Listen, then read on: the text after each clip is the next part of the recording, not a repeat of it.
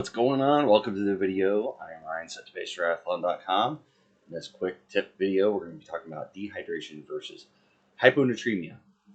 A lot of athletes, including myself, run into certain situations. It's a hot race, you're out there for a long period of time, and things just aren't feeling right and you're going the wrong way. And it's good to know the difference between the two because one is treated very differently than the other. So let's dive right into it. We're going to burn right through these tips. And if you got any questions, put them in the comments for later. And I'll follow up with the answers that I may have fast forwarded through, talking so fast, or that I may have missed and you kind of had a question about. So we're going to jump right into it. Number one, dehydration is what happens when your body doesn't have enough fluids. So we're all pretty familiar with that. Didn't drink enough water, you sweat too much out, pee too much out, and you're to the point where you don't have enough fluids in you. So you need to pay attention to that because it could lead into not finishing the race or just feeling horrible in finishing the race, or it could even get severe in the longer distance races where you end up in medical tent and all kinds of fun stuff that's not very fun, but things that could lead into a medical crisis situation. So make sure you pay attention to the dehydration. Hyponatremia means that the sodium level in the blood is below normal. So what that means is you actually had too much fluid and you've diluted your system so much that there is too much fluid and not enough sodium, potassium, electrolytes, all the other stuff to make your body function properly. So it's misfiring because it doesn't have enough of those electrolytes because you've filled up the body with too much fluids. So in some circumstances, maybe there's a cooler race. You're doing Ironman Chattanooga in 2022 where it rained on the bike ride. So maybe you just like, oh, I'm still going to pound my fluid as if, this was going to be a 80, 85 degree sunny day. And that's my plan. I'll stick to it. But you end up over hydrating yourself and become too much fluid in the system, become just waterlogged basically, for lack of a better term.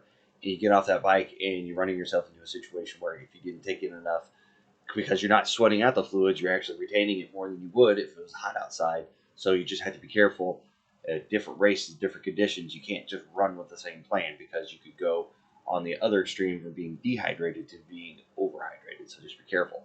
Number three, you become dehydrated when you lose fluids and electrolytes. So that's just basically, like I said, we're all pretty familiar with dehydration. I just want to make sure that you know that hyponatremia is a low sodium level in your blood that may be caused by too much water or fluid in the body. So just as I stated before, you're kind of like waterlogged. You just got too much on board.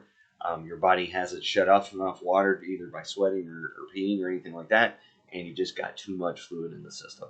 Number five, key symptoms of dehydration could be feeling thirsty and lightheaded, dry mouth, tiredness, having dark colored urine, strong smelling urine, passing urine less often than usual. So we're all pretty used to that. One big indicator is if you do stop at porta potty or something like that, and it is like your pee is really super dark. Especially for us guys, it's a little bit easier to monitor than for the girls. But if you're like mile 70 of the bike ride and suddenly you realize it's been like an hour and a half, 2 hours since you've gone to the bathroom, that might be time to do kind of a hold back and check. It's like, am I doing enough of my fluids? Am I doing too much? What am I doing? So be aware of that. Hyponatremia may have one or more of the following: nausea or vomiting, headache, confusion or fatigue, low blood pressure, loss of energy, muscle weakness, twitching or cramps, seizures or coma, restlessness or bad temper. So seizures or coma is usually when it's like the extreme condition. Notice cramps. So that's a big one for me. In some races, I've been totally hydrated. But when I went, 2014, Ironman Texas, about 14 on the run, cramped up, and I was just done. I laid down on the road for about 45 minutes, and medical guys were like, well, what do you want to do? Do you just want to stay here and wait it out? I was like, no, I can't move. So we went to the med tent. They tested me. They found out that basically my electrolytes, everything was fine. It's just I didn't have enough fluids. They gave me straight saline solution, no had electrolytes, no potassium, no nothing. And boom, as soon as I got that, I was right as rain. Race was over though because they took me to the med tent. So be aware of if you're cramping, it's not because necessarily you may be dehydrated. So this is where people get confused that dehydration, it leads to a little bit of lack of mental clarity. You won't be as thirsty with hyponatremia, but like dehydration, you can be a little bit nauseous, definitely confused. You're low energy, you're fatigued, muscle weakness, and then cramping sometimes is dehydration, sometimes it's hyponatremia. So it's very hard to, in the moment, distinguish between the two. But if you're aware and educated on what's going on, if you notice you're feeling a little lightheaded, it might be time to hit an aid station and really figure out, do I need fluids or do I just need to let my body catch up? Do I need to dial it back a little bit? So things to be aware of. Number 7, treatment for dehydration involves replacing fluids and electrolytes. So again, with dehydration, it's pretty obvious. Once you're low, it's time to restock back up on those fluids, but make sure you're not going too much fluid, just straight water, and you're just chugging it down, because then you're going to go on the other side. You're going to venture into the area of hyponatremia where you've got too much fluid and not enough electrolytes. So you need to be smart with, sports drinks maybe. Take it in your water with any kind of a little bit of nutrition, salt tabs or something like that, to make sure that you keep a good balance of electrolytes and potassiums and sodium and all that kind of stuff along with your fluid intake. So if you're dehydrated, hit the aid station, get water, Gatorade, Red Bull, and pick up maybe a banana or something like that. And there's no shame in the game in having to walk between aid stations. Just let your body catch up, let those fluids get in, let it absorb.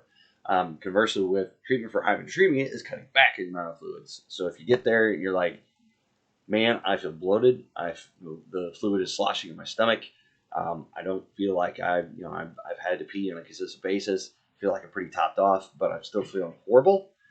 Maybe it's time to just stop at that aid station, maybe just take in a little bit of nutrition, just a little bit of fluids or something like that to make sure that you're able to digest anything you take in.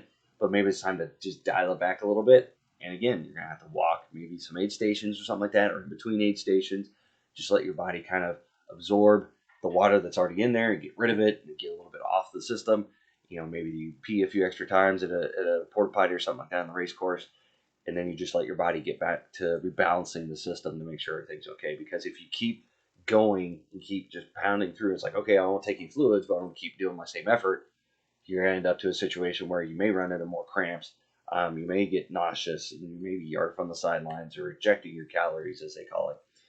You may find yourself just woozy and lightheaded, and a medic comes along and you don't know your name from a hole in the ground. They're going to take you on the cart and take you in the medical tent. So make sure that you're paying attention to the symptoms of each one of these so you can figure out how to treat both. And don't just power through it thinking, well, I've only got 7 miles to go. I'm going to power through this. I'm going to make it work no matter what. That is not the best way to finish your race. So hopefully I went through this really, really quick. Hopefully it made sense for you. If it helped you out a little bit, give it a little like on Facebook, give a like and subscribe on YouTube, hit the notification button for future videos about tips, about race courses in general. Like I said at the beginning, if you have comments, put them in there for YouTube and Facebook. I get notifications. I'll go back and answer your questions you might have. So with that, we're going to wrap up this video, and we'll see you in the next video.